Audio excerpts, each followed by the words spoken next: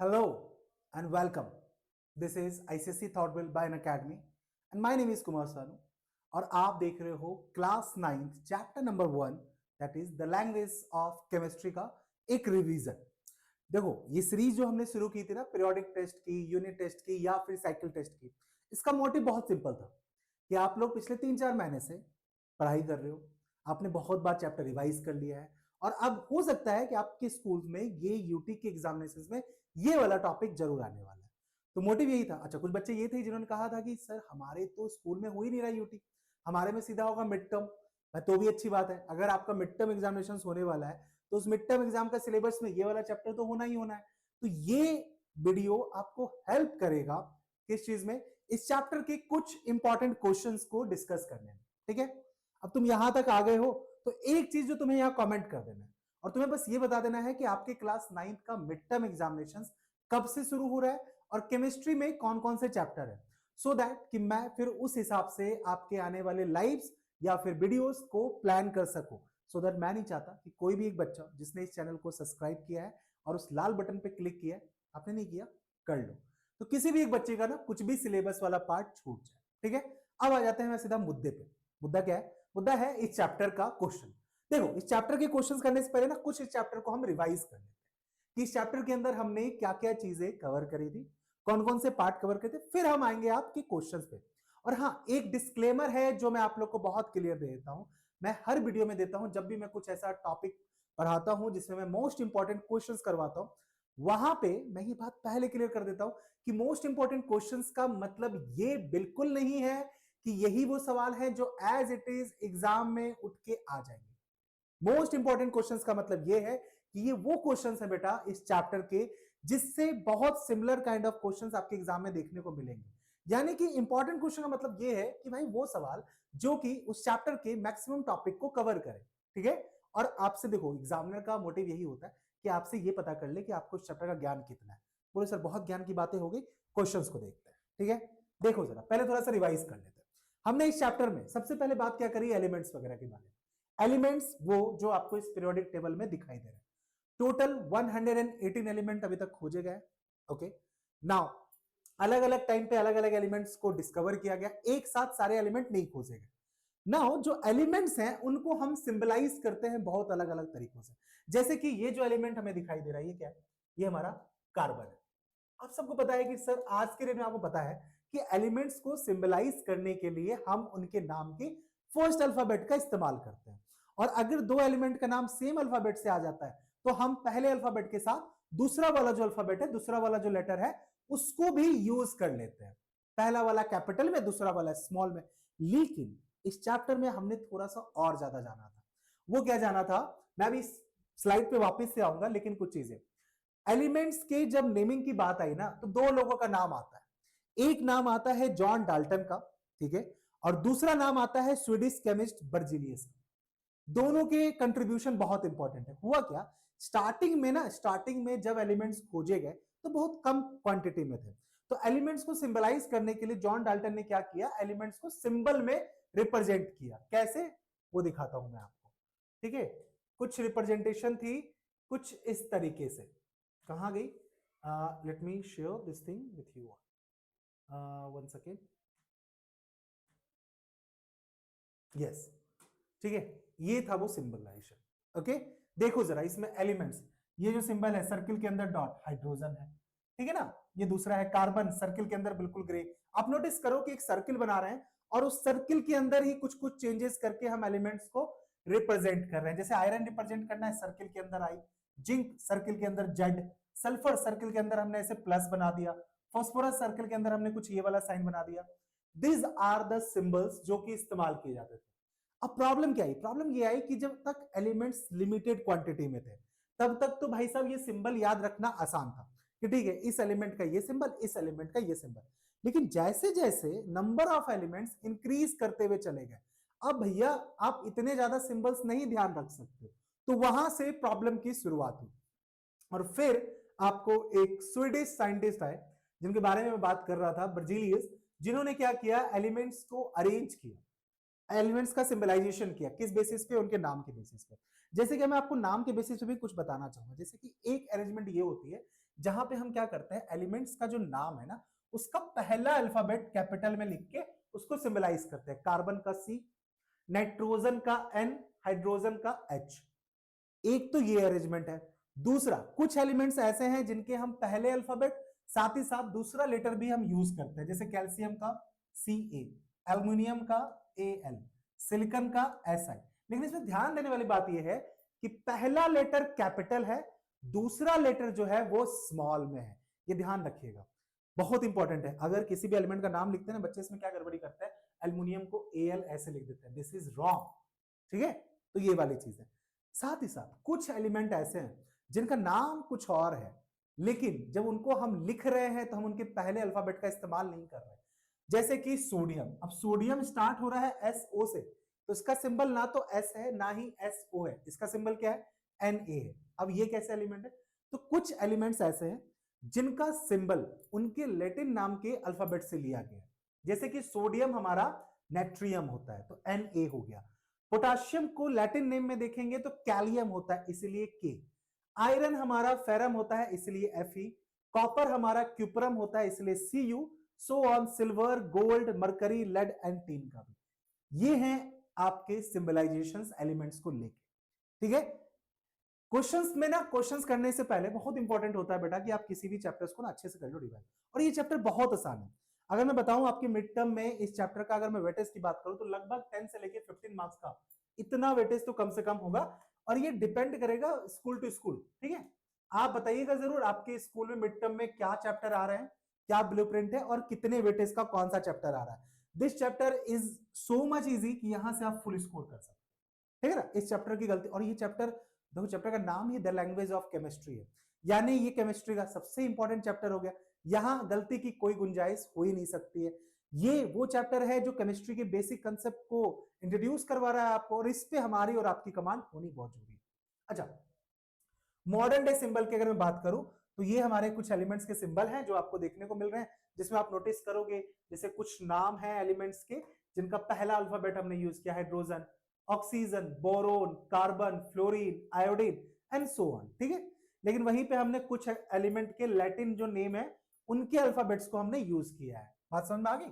साथ ही साथ आप देखोगे यहाँ पे जैसे निकेल का Ni हो गया, कुछ हमारा लैटिन है। तो आज के डेट में तो हम यही यूज करते हैं, या तो उस एलिमेंट का जो नाम है उस नाम का पहला लेटर, या फिर उसके नाम के हम पहले और दूसरे दोनों लेटर का इस्तेमाल करते हैं, या फिर हम उस एलिमेंट का जो भी लैटिन नेम है उस लैटिन नेम का हम पहला और दूसरा अल्फाबेट्स यहां पे इस्तेमाल करते हुए देखते हैं। ठीक है, बहुत बढ़िया बात है। ये था आपका मॉडर्न डे सिंबलाइजेशंस ऑफ एलिमेंट। उसके बाद टॉपिक आया हमारा आयंस और रेडिकल्स का। आयन रेडिकल में बेटा दो चीजें, इलेक्ट्रोपॉजिटिव आयंस, इलेक्ट्रोनेगेटिव आयन। क्या थे बेटा ये इलेक्ट्रोपॉजिटिव और इलेक्ट्रोनेगेटिव आयन? बहुत सिंपल, देखो कोई भी कंपाउंड जब होता है तो वो कंपाउंड क्या होता है, उस कंपाउंड की कुछ ना कुछ वैलेंसीज होती है, यानी वो कंपाउंड अपने आप को स्टेबल रखने के लिए कुछ ना कुछ इलेक्ट्रॉन का आदान प्रदान करता है। आप जब भी इलेक्ट्रॉन्स डोनेट कर रहे हो या फिर आप इलेक्ट्रॉन्स एक्सेप्ट कर रहे हो, दैट मेक्स आयंस। ठीक है, और उस आयंस को दिखाने का तरीका यह है कि हम किसी भी कंपाउंड के ऊपर आपको कुछ प्लस माइनस जैसा लिखा हुआ दिखेगा। जैसे कि प्लस अगर लिखा हुआ, इसका मतलब है कि आपने ओवरऑल क्या किया भैया, आपने किया है डोनेट, समझिएगा जरा। ठीक है, और माइनस का मतलब है कि आपने किया है यहां पे एक्सेप्ट। जैसे कि अगर आपका सिंगल है, पॉजिटिव है, यानी सिंगल पॉजिटिव चार्ज है, सिंगल पॉजिटिव आयन है, that is monovalent electropositive. Mono का मतलब वन, वैलेंट मतलब वैलेंसी, तो एक valency that is monovalent. Bivalent यानी कि दो, ट्राइवैलेंट यानी कि तीन, टेट्रा मतलब फोर, सो ऑन। तो ये आपके पॉजिटिव आयंस के लिए। वही दूसरे हैंड पे नेगेटिव, सिमिलरली जैसे पॉजिटिव वैसे आपके नेगेटिव। तो एक हो गया मोनोवैलेंट नेगेटिव है, फिर आपका बाइवैलेंट देखो तो दो हो गए, ट्राइवैलेंट देखो तो तीन हो गए, टेट्रावैलेंट देखो तो आपके चार हो गए। ये बस नेमिंग है। सवाल बेटा इस पे जरूर रहता है, कंफर्म रहता है इस पे, मैं आपको पहले बता दूं। हाँ, बात ये आती है कि आपको इसको निकालने की अगर बात आएगी कि इसको आप किस तरीके से कैलकुलेट कर सकते हो, that is very much important. ठीक है ना, वो बहुत इंपॉर्टेंट है। अब मैं दिखाता हूं उसको कैसे हम करते हैं। जैसे देखो कार्बोनेट है CO3, कार्बोनेट में कार्बन दिख रहा है, एक कार्बन और तीन ऑक्सीजन। एक कार्बन के पास चार इलेक्ट्रॉन्स होते हैं शेयर करने के लिए, आप सबको पता है। अगर मैं बात करूं इसकी ऑक्सीजन की, तीन ऑक्सीजन है, एक ऑक्सीजन को जरूरत कितने की होती है भाई साहब, दो की होती है, समझ लो आप, 2 इलेक्ट्रॉन उसकी वैलेंसी होती है, तो भाई 3 की कितनी हो गई, 6 हो गई। समझिएगा जरा, यानी कि ओवरऑल 6 इलेक्ट्रॉन्स की जरूरत है, अवेलेबल आपका 4 है, यानी अभी भी क्या हो रहा है, 2 इलेक्ट्रॉन की कमी हो गई है। समझ में आ गई बात, 2 इलेक्ट्रॉन की आपके पास कमी है, आपको 2 इलेक्ट्रॉन अभी भी क्या करने हैं, बोरो करने हैं, तब जाके आप स्टेबल हो गए। इस तरीके से बन जाते हैं बेटा आयंस। ठीक है, आप इसी तरीके से ना देखो, आपसे सवाल कैसे आता है कंपाउंड, अभी मैं दिखाऊंगा।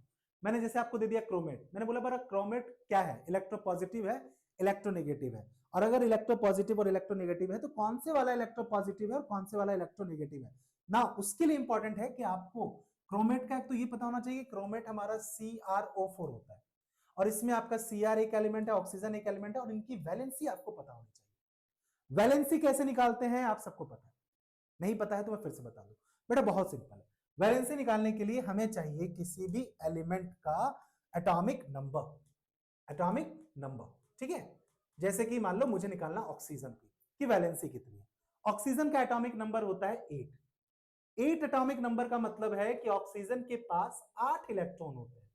अब आपको ये देखना है कि ये 8 इलेक्ट्रॉन्स किस तरीके से डिस्ट्रीब्यूटेड होते हैं सेल के अंदर। सेल पता है ना आप सबको, के सेल, एल, एम, एन, ओ, पी, ये होता है आपका सेल जिसमें कि इलेक्ट्रॉन्स को डिस्ट्रीब्यूट किया जाता है। ठीक है, अच्छा, कितने कौन से सेल में कितने होंगे उसके लिए एक फॉर्मूला भी बना हुआ है, that formula is 2 into n square, है ना। एन आपका एक्चुअली में पोजीशन ऑफ सेल है, जैसे कि के सेल में कितने होंगे, तो के के लिए जो एन की वैल्यू है वो 1 है, आपने इसमें पुट किया ये 2 हो गया।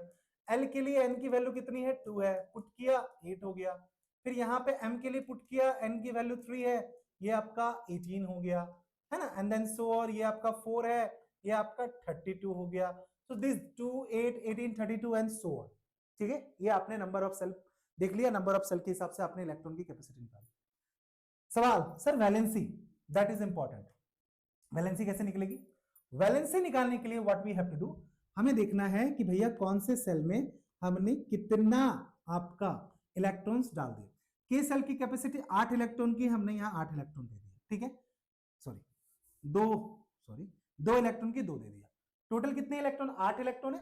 दूसरे वाले सेल में कितने इलेक्ट्रॉन आएंगे, 6 electron. Now this is the outermost electron, समझिएगा जरा, ये हमारा एल सेल में आउटर मोस्ट इलेक्ट्रॉन है, समझ रहे हो मेरी बात, this is outermost shell, और जिसमें कितने इलेक्ट्रॉन है भाई साहब, इसमें इलेक्ट्रॉन है टोटल आपके 6। अब इसको समझिएगा जरा, अगर आउटर मोस्ट सेल में 6 इलेक्ट्रॉन है, इसको अपने आप को ऑक्टेट रूल पूरा करने के लिए कितने इलेक्ट्रॉन की जरूरत होगी, या तो 8 इलेक्ट्रॉन या फिर 0 इलेक्ट्रॉन। ऑक्टेट रूल पता है ना, आउटर मोस्ट सेल में या तो 8 इलेक्ट्रॉन होने चाहिए या फिर बिल्कुल भी कुछ नहीं होना चाहिए, खाली होना चाहिए। तो भाई साहब के पास 6 इलेक्ट्रॉन है, तो 2 रास्ता है, या तो आप 6 के 6 किसी को दे के 0 कर लो, या किसी से 2 इलेक्ट्रॉन मांग लो और अपने आप को 8 कर लो। सिंपल तरीका क्या होगा कि आप 2 इलेक्ट्रॉन कर लो बोरो, ठीक है, क्योंकि 2 इलेक्ट्रॉन बोरो करने में कम एनर्जी खर्च होगी, 2 ही इलेक्ट्रॉन की होगी, और 6 इलेक्ट्रॉन अगर डोनेट किया तो 6 इलेक्ट्रॉन की एनर्जी खर्च होगी। कोशिश ये रहती है कि कम से कम एनर्जी खर्च करके हम क्या करें, खुद को कर लें स्टेबल भाई साहब, यानी इसको 2 इलेक्ट्रॉन की जरूरत है। This is what the valency of oxygen, कितनी, 2। और अगर इस पे मैं आयंस देखूं, क्योंकि ये 2 इलेक्ट्रॉन बोरो कर रहा है, इसीलिए भाई साहब इस पे चार्ज हो जाएगा 2-। ऐसे आप किसी भी एलिमेंट की वैलेंसी निकाल सकते हो, और उसके बाद जब एलिमेंट्स की वैलेंसी निकल जाए तो बेटा फिर आप इस तरीके से उनके आयंस भी कैलकुलेट कर सकते हो कि either they are electropositive, electronegative. Practice करके देखना, ठीक है। अभी देखो, अभी आपको ये करना चाहिए कि अभी आपको एलिमेंट का एटॉमिक नंबर जैसे याद नहीं है, तो अब कोई बात नहीं, आप एलिमेंट के एटॉमिक नंबर से अभी देख सकते हो, रेफर कर सकते हो, लेकिन प्रैक्टिस करो। जैसे फोस्फेट का निकालो, PO4, तो एक फास्फोरस 4 ऑक्सीजन, ऑक्सीजन का आपको पता चल गया वैलेंसी 2 है, 2 इलेक्ट्रॉन इसको चाहिए, तो 4 दूना 8, कितना हो गया, -8। और ये देखो जरा फास्फोरस का कितना होता है ना। देन फिर आप इसको देखो कि ओवरऑल एक्चुअली में क्या नीड कंप्लीट हो रही है, अगर हो रही है तो ठीक है, नहीं होगी वैसे तो नहीं होगी, 3 इलेक्ट्रॉन की जरूरत पड़ेगी इसको, ठीक है। So this is the thing, आप इस तरीके से कैलकुलेट कर सकते हो। अब आ जाओ बेटा जरा इसके क्वेश्चंस पे। देखो हमने इतनी देर तक हमने क्या कर लिया, चैप्टर को एक बार रिकॉल कर लिया। चैप्टर में और भी चीजें थी, एटॉमिक नंबर, एटॉमिक मास, मैं जरा आपको वो भी बता दूं, ठीक है, क्योंकि ये एक ऐसी वीडियो है जो आपके अगर हिस्से आ गई है ना, और आपका मिड टर्म एग्जाम भी है और आप इस वीडियो को देख रहे हो, तो यार तुम्हारा तो बल्ले बल्ले हो गया, ठीक है ना। इस एक वीडियो में चैप्टर भी रिकॉल हो गया है रैपिड रिवीजन की तरह, प्लस इसी वीडियो में आपको मिल गया है इंपॉर्टेंट क्वेश्चंस। क्या आप समझ रहे हो? Rapid revision plus important questions, दोनों चीजें आपकी कवर हो गई लिमिटेड टाइम में। देखिए, किसी भी एलिमेंट में इलेक्ट्रॉन्स होते हैं, प्रोटॉन्स होते हैं और न्यूट्रॉन्स होते हैं, और उसी से बनता है एलिमेंट का एटॉमिक नंबर या फिर एलिमेंट का एटॉमिक मास। जैसे कि एक एलिमेंट उठा लिया हमने कार्बन, ठीक है। अब कार्बन का एटॉमिक नंबर देखोगे तो 6 होता है। अगर मैं कार्बन के एटॉमिक नंबर की बात करूं 6 होता है। एटॉमिक मास 12 होता है। Now how we find atomic number और एटॉमिक मास? मैंने बोला एलिमेंट के अंदर क्या क्या होता है। एलिमेंट के अंदर होता है इलेक्ट्रॉन्स। कार्बन में 6 इलेक्ट्रॉन्स होते हैं। जितने इलेक्ट्रॉन्स हैं उतने ही प्रोटॉन्स होते हैं, और फिर न्यूट्रॉन्स होते हैं। न्यूट्रॉन्स का नंबर वैरी कर सकता है। जैसे कार्बन में न्यूट्रॉन का नंबर 0.611 होता है। Okay, atomic number defines the number of electrons and और number of protons in any element. Carbon में इलेक्ट्रॉन प्रोटॉन 6 है। This is the atomic number of carbon. And what is atomic mass? Atomic mass is the number of proton plus number of neutron. Combine करो तुम, combine them, 6 plus 6 कितना हो गया? It's atomic mass 12. समझ में आ गई बात? ये आपका atomic mass हो गया। This is what the whole thing about the element is. Okay? ये चीज तो आपको ये चीज ध्यान रखनी। अब जैसे एलिमेंट का एटॉमिक मास होता है ना, वैसे ही कंपाउंड का मॉलिक्यूलर मास होता है। जैसे मान लो कि मैंने पूछा कि बताओ वाटर का मॉलिक्यूलर मास कितना है। बहुत सिंपल बेटा, जैसे एलिमेंट का एटॉमिक मास है, कंपाउंड भी एलिमेंट से ही मिलके बने हैं। कुछ नहीं करना है, जितने एलिमेंट उसके जितने एटम सबका मास जोड़ दो। हाइड्रोजन 2 है, ऑक्सीजन 1 है। इसका मॉलिक्यूलर मास मुझे अगर निकालना है, if I have to find the molecular mass of this compound, एक हाइड्रोजन का 1 होता है एटॉमिक मास, 2 हाइड्रोजन का कितना हो जाएगा? 1 into 2 2 हो जाएगा। ऑक्सीजन का एटॉमिक मास होता है 16, और क्योंकि एक ही ऑक्सीजन है 16 into 1 16, 16 plus 2 18, so the molecular mass of H2O is 18 AMU. It's 18 atomic mass unit. बात समझ आ गई? ये है किसी कंपाउंड का मॉलिक्यूलर मास। अलग चीज नहीं है। कंपाउंड का मॉलिक्यूलर मास निकालने के लिए देखो कौन कौन से एलिमेंट है, उस एलिमेंट का एटॉमिक मास कितना है। जनरली किसी भी एलिमेंट का एटॉमिक मास उसके एटॉमिक नंबर का डबल ही होता है, ठीक है। कुछ केसेस में हम इसको अलग लेते हैं, जैसे क्लोरीन के केस में क्लोरीन का एटॉमिक नंबर 17 होता है, बट हम उसका एटॉमिक मास 34 नहीं लेते हैं, वो 35.5 लेते हैं। लेकिन ऑक्सीजन का एटॉमिक नंबर 8 है, एटॉमिक मास 16 लेते हैं। वैसे देखेंगे एग्जैक्टली 16 नहीं होता, 15.999 में होता है, लेकिन हम राउंड फिगर में उसको 16 ले लेते हैं, ठीक है। तो ये चीजें हैं। अब आ जाते हैं बेटा इसके कुछ सवाल पे। चैप्टर ही आपने पूरा रिवाइज कर लिया, आप क्वेश्चंस तो आप बिल्कुल दाने आए का अपना खेल। पहला सवाल क्या है? First question, modern atomic symbols are based on method proposed by. भाई साहब, मॉडर्न एटॉमिक सिंबल यानी आज की डेट में जो हम एलिमेंट्स का सिंबलाइजेशन कर रहे हैं, ठीक है, वो किसने दिया था? आप सबको पता है भाई साहब का नाम। You all know the name of that person, Berzelius. मैं इनसे इंट्रोड्यूस कराता हूं, ये है बर्जीलियस, ठीक है। ही इज द बर्जीलियस, ठीक है। और इन्होंने क्या किया? इन्होंने दिया एटॉमिक मतलब एटम्स का सिंबल। इन्होंने ही बताया कि हम किसी भी एलिमेंट को कैसे सिंबलाइज करेंगे, उनके अल्फाबेट से, मतलब उनके नाम के पहले अल्फाबेट ले लें या फिर पहले 2 अल्फाबेट ले लें या फिर लैटिन नेम का अल्फाबेट। तो बर्जीलियस है, स्वीडिश केमिस्ट है। इन्होंने जॉन डाल्टन का मैंने बता ही दिया, इन्होंने पहले, उनसे पहले ये जॉन डाल्टन थे। तो इन्हीं दोनों का नाम आता है एलिमेंट के सिंबलाइजेशन में। इन्होंने थोड़ा पिक्चोरियल तरीके से पिक्चर वाइज सिंबल वाइज चीजें बनाई, बट इसको याद रखना मुश्किल था, तो वो वाली बात है, ठीक है। दूसरा question, the number of carbon atoms in a hydrogen carbonate radical is. देखो, hydrogen carbonate radicals, hydrogen carbonate HCO3 minus होता है, ठीक है। बोला इसमें बताओ कि कार्बन के एटम्स कितने हैं। आप खुद देखो जरा, कार्बन का कितना एटम है इसमें, नंबर ऑफ कार्बन एटम कितना एटम है कार्बन का इसमें? 1। बात खत्म। आते हैं ऐसे सवाल इस चैप्टर से, बहुत सिंपल सिंपल। आज मैं पूछूं कि बताओ number of hydrogen atoms in water, H2O 2 है, सीधा काउंट कर लेना आपको सब स्क्रिप्ट देख के, है ना। इसमें तो क्या ही दिमाग लगाओगे। अच्छा, एक सवाल इस चैप्टर से बनता है फॉर्मूला बेस्ड, ठीक है। देखो मैंने पहले बोला इंपॉर्टेंट क्वेश्चन का मतलब क्या, मैं आपको वो सारे टाइप के क्वेश्चंस करवा रहा हूं जो कि इस चैप्टर से बनते हैं। अब इसका मतलब ये नहीं कि मैंने अगर ये वाला सवाल करवा दिया कि बताओ कि कार्बन एटम्स कितने हैं इन हाइड्रोजन कार्बोनेट रेडिकल्स, तो एज इट इज यही आएगा। आपको हो सकता है मैं कुछ दूसरा कंपाउंड दे सकता हूं और उसमें किसी और एलिमेंट का एटम पूछ सकता हूं, but pattern of question will be fixed, जो कि इसी पैटर्न पे होगा। फॉर्मूला ऑफ आयरन सल्फेट, और आप नोटिस करना यहां आयरन के बगल में 3 लिखा हुआ है। 3 is basically the valency. Okay, अब इसके लिए जब आयरन सल्फेट की बात आ रही है तो आयरन आपका Fe होता है और सल्फेट अपना SO4 होता है, ठीक है। और मैं अगर इनकी वैलेंसी की बात करूं ना, तो आयरन की वैलेंसी दे रखी है 3, सल्फेट की वैलेंसी होती है 2, एक्सचेंज कर दो, दिस इज Fe2SO4 3, क्या है आपका तीसरे वाला, ठीक है। देखो इस तरह के क्वेश्चन को करने के लिए वैलेंसी पे कमांड होना बहुत जरूरी है।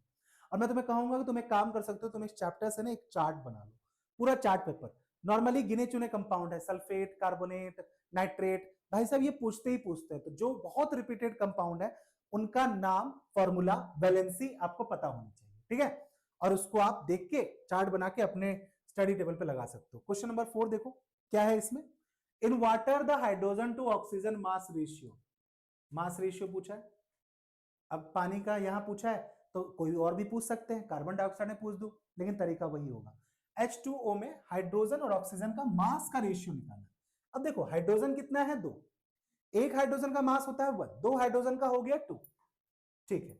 रेशियो ऑक्सीजन कितना है 1, एक ऑक्सीजन का मास कितना होता है 16, 2 डिवाइडेड बाय 16, दिस इज 1:8, ये है मास का रेशियो। बात समझ में आ गई। अगर मान लो मैं सिमिलर क्वेश्चन करता कार्बन डाइऑक्साइड से, CO2 से, तो कार्बन का होता है 12, ऑक्सीजन, एक ऑक्सीजन का 16, दो ऑक्सीजन का हो गया 32। अगर मैं इसको सॉल्व करूं, दिस विल बिकम 3/8, तो 3:8। बस आप इस तरीके से इस तरह के क्वेश्चंस को सॉल्व कर सकते हो, बड़ी आसानी से निकाल सकते हो। फिर देखो एटॉमिक सिंबल पे तो आना ही आना है बेटा सवाल, और ये एमसीक्यूज में ही आएगा, है ना। इस चैप्टर का वैसे मैक्सिमम क्वेश्चन आपके एमसीक्यूज में ही पूछते हैं, सब्जेक्टिव वाला हिसाब किताब नहीं है, मतलब वन वर्ड वाले, वन लाइनर वाले सवाल है। The correct atomic symbol of carbon, calcium, copper, cadmium respectively. इसका आंसर मैं आप लोगों से चाहूंगा कमेंट सेक्शन में।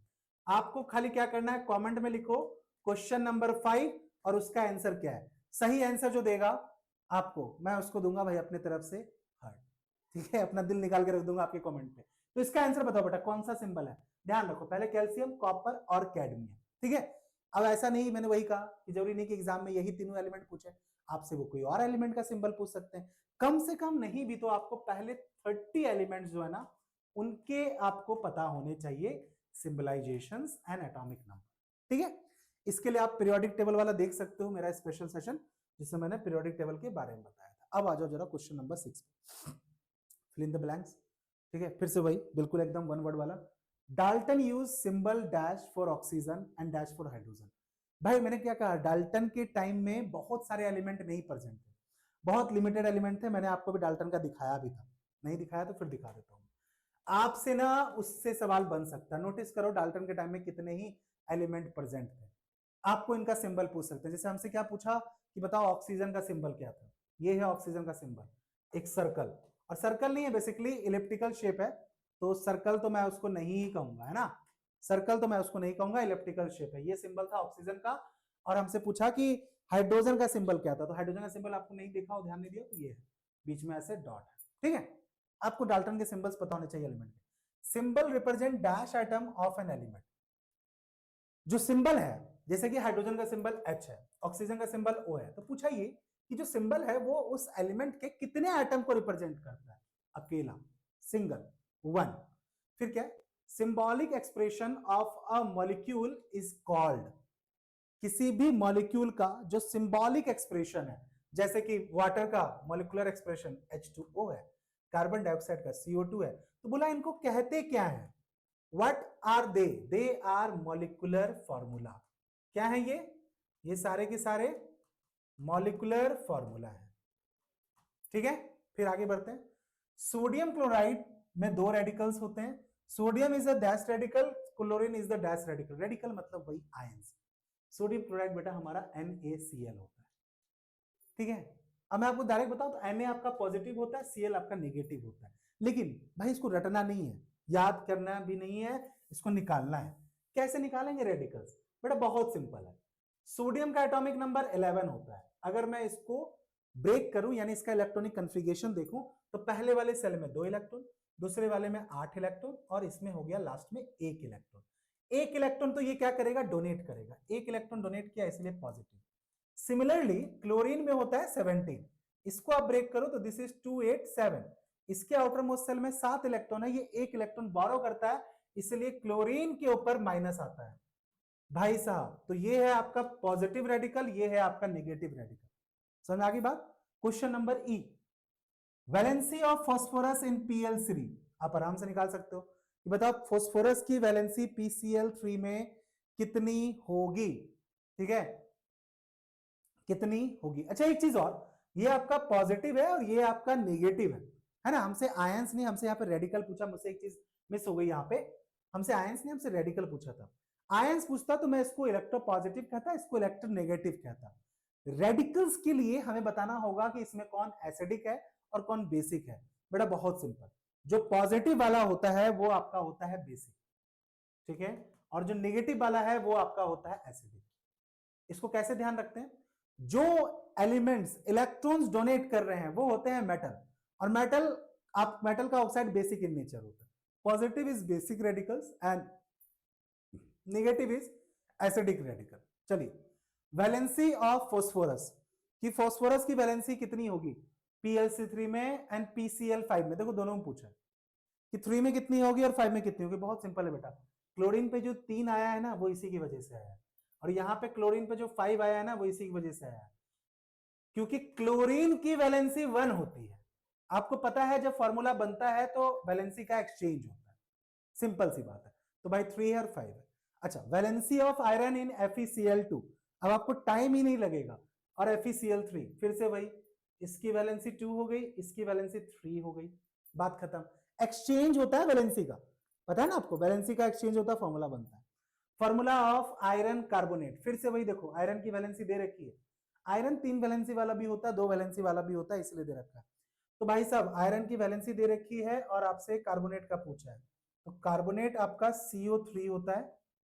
अब आयरन की वैलेंसी हो गई यहाँ पे 3 और कार्बोनेट की होती है 2, तो Fe2CO3 2।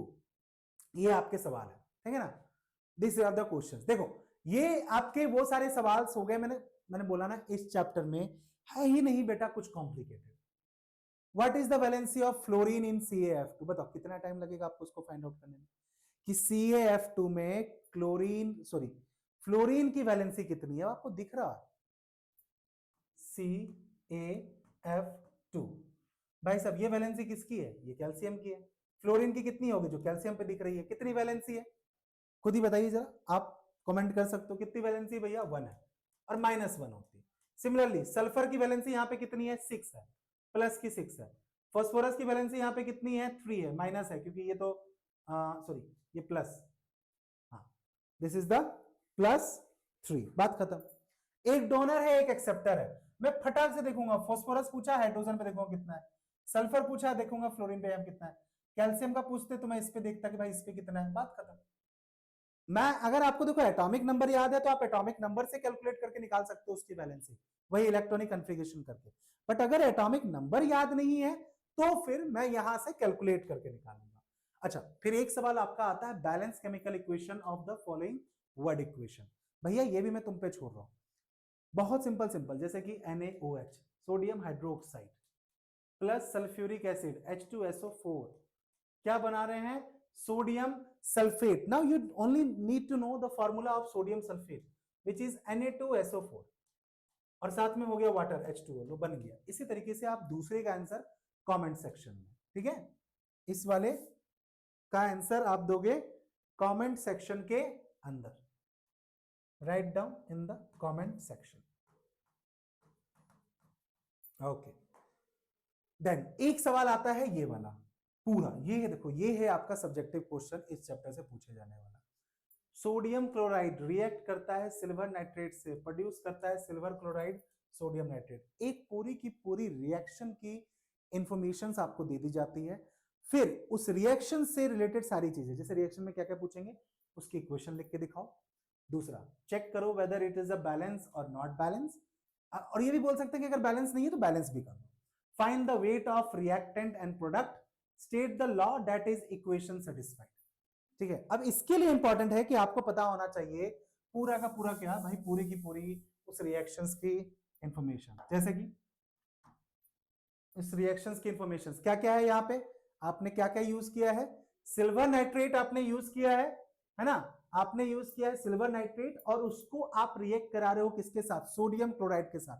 So you need to know the complete reactions की how it will happen, and that is important. ठीक है, तो चलो आओ जरा रिएक्शंस करके देखते हैं। तो क्या होगा इसका, एक ही इक्वेशंस लिखेंगे और उसमें सारी बात हो जाएगी। सोडियम क्लोराइड NaCl, ठीक है, दिस इज NaCl, ओके, और ये रिएक्ट कर रहा है किसके साथ, सिल्वर नाइट्रेट के साथ, AgNO3, AgNO3। क्या मिला हमें, रिएक्ट किया, सोडियम क्लोराइड रिएक्ट कर रहा है सिल्वर नाइट्रेट, प्रोड्यूस क्या कर रहा है, सिल्वर क्लोराइड, यानी कि Ag और आपका क्लोरीन। तो सिल्वर क्लोराइड वैलेंसी चेक करेंगे, AgCl प्लस मिला हमें सोडियम नाइट्रेट, सोडियम आपका Na है और नाइट्रेट आपका NO3 है, दोनों की वैलेंसी 1 1 है, तो NaNO3, बात खत्म ना। अब उन्होंने क्या बोला कि सबसे पहले देखो चेक करो कि क्या ये पहला तो हो गया काम, बोला क्या ये बैलेंस है, बैलेंस है या नहीं है, बैलेंस सिर्फ चेक करने बोला। बैलेंस इक्वेशन आपको पता है ना, आपको क्या देखना है कि जो एलिमेंट यहां पे जितना यूज हुआ है, कंजर्वेशन ऑफ मास पे बेसिकली डिपेंड करता है कि जितने एलिमेंट का मास हमने रिएक्टेंट में यूज किया है, आफ्टर रिएक्शंस प्रोडक्ट में भी वो उतना ही होना चाहिए। जैसे यहाँ पे सोडियम एक है, वहां पे भी एक है, क्लोरीन यहाँ पे एक है, वहां पे भी एक है, सिल्वर यहाँ पे एक है, वहां भी एक है, NO3 एक है, तो भैया ये ऑलरेडी बैलेंस है, ये ऑलरेडी क्या है, बैलेंस इक्वेशन है। अगर ये बैलेंस नहीं होती तो हम हीट एंड ट्रायल मेथड लगा के इसको बैलेंस करते हैं। अगर आपको भाई बैलेंसिंग ऑफ केमिकल इक्वेशन नहीं आता ना, इस वीडियो पे कमेंट कर देना, और जितनी जल्दी कमेंट करोगे एक अलग से वीडियो बना दूंगा मैं बैलेंसिंग ऑफ केमिकल इक्वेशन। ठीक है, कि पूरी की पूरी उसमें 3-4 इक्वेशन से समझा दूंगा कि किस तरीके से आप किसी भी इक्वेशन को बैलेंस कर सकते हो, पूरा मैथ्स का पजल है, आराम से निकल जाएगा। ठीक, अच्छा फिर क्या पूछा, find the weight of reactant and product. देखो भाई एक नियम है आपका कंजर्वेशन ऑफ मास, तो एक्चुअली में जितना वेट रिएक्टेंट का होगा टोटल, उतना ही वेट होगा आपका प्रोडक्ट का। लेकिन अब भाई साहब वेट निकालने के लिए हमें पता होना चाहिए इन सब एलिमेंट का मास। जैसे कि sodium 23, chlorine 35.5 plus silver Ag, है ना, आपको इनके एटॉमिक नंबर्स पता है, आपको एटॉमिक मास निकालना होगा 108। नाइट्रेट में NO3 है तो नाइट्रोजन है एक, ऑक्सीजन आपका कितना है 3, नाइट्रोजन का होता है 14, ऑक्सीजन एक का होता है 16, 16 इंटू 3 करेंगे तो 48। आप इन सबको अगर आप देखोगे, आप अगर इन सबको सम करोगे ना, तो आपको भाई साहब पूरा का पूरा वेट जो आएगा दैट इज इक्वल टू 228.5। मैंने ऑलरेडी कैलकुलेट कर रखा है इसीलिए, ठीक है, ऐसा नहीं है कि मैं फास्ट कैलकुलेशन कर रहा हूं। सिमिलरली आप यहां पे भी करो इसको, ये टोटल आपका 228.5 ही आएगा, दोनों तरफ सेम होगा। कौन सा नियम फॉलो कर रहा है, मैंने वही कहा, law of conservation of mass ये फॉलो करता है, दोनों तरफ आपके सेम मास रहेंगे। ठीक है ना, दोनों तरफ आपके सेम मास रहेंगे। ये था आपका पूरा का पूरा कहानी इस चैप्टर के बारे में।